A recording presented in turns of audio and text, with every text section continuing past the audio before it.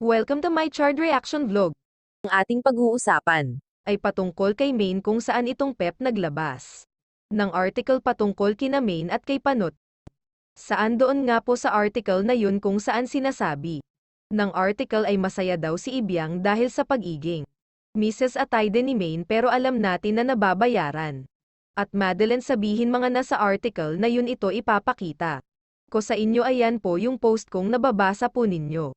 Mga kaaldab, sa mga hindi pa po nakakaalam patungkol sa balitang ito, alam ko po ilan sa inyo alam ang balitang ito mga kaaldab, di ba mga kaaldab na hindi po yun totoo kasi wala na nan-post si Ibiang dahil alam naman natin, kilala natin ang ugali ni Ibiang, di ba ang gusto nito open to all ang buhay nagpamilya niya, di ba?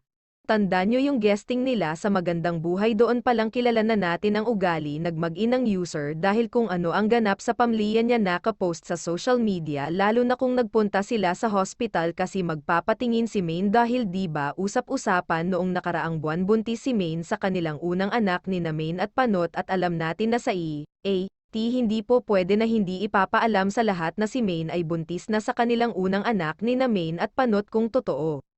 Kaso hindi na totoo yung sinasabi sa social media, lalo na yung mga balita patungkol sa pagbubuntis kuno ni Maine dahil madali mag-edit ngayon nagpicture kasi sa panahon ngayon may mga editing apps na ngayon. Kasi may nabalitaan ako na may naglabas nagpicture na nakahiga daw si Maine sa kung saan ginagawa yung ultrasound. Gusto nyo ba makita yung tinutukoy ko? Ipapakita ko sa nyo yung picture, ayan po nakikita ninyo, kasi may nabalitaan ako na may naglabas nagpicture kung saan halatang sa Broadway kuha yung picture dahil halata nang edited yung picture na ipinakita sa isang YouTube channel, halatang kuha sa isa sa mga episodes. Nagkalye-serye tapos pinalitan nagmukha ni Alden. Tapos nilagay yung ulo ni Panot kasi ang gusto nila iparating na nagpunta si na Maine at Panot sa hospital upang magpa-check up dahil sinasabi nila buntis daw si Maine. Ito lang po ang masasabi ko sa nag-edit ang galing mo, pero hindi mo maloloko ang Aldab Nation.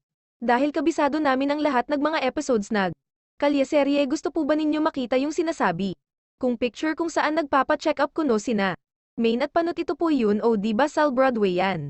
At ito pa, may nabalitaan ako mga kaaldab na parang malapit na daw maibalik sa kina Tito Vic at Joey ang pangalan nag-eat Bulaga, hindi pa po yun po sure yun. At ito pa, usap-usapan po ngayon na ipinakilala na sa ang bagong katauhan ni Wally Bayola na si Lola Belen pagkatapos noon naglabasan ang balita na ibabalik ang kalyeserye. Ang tanong, papatok na kaya ang kalyeserye? Ang tanong, si Maine pa ba ang gaganap o iba si ata siya ang papalit ng TV sa lugar ni Maine?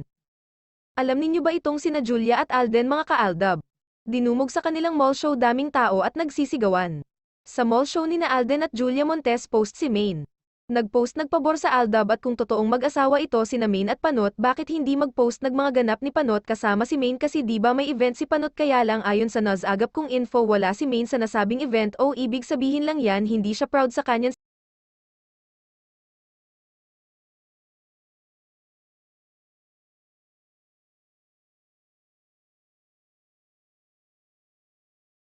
sinasabing asawa, kasi dapat andoon si Maine kaso wala. Okay lang kung nasa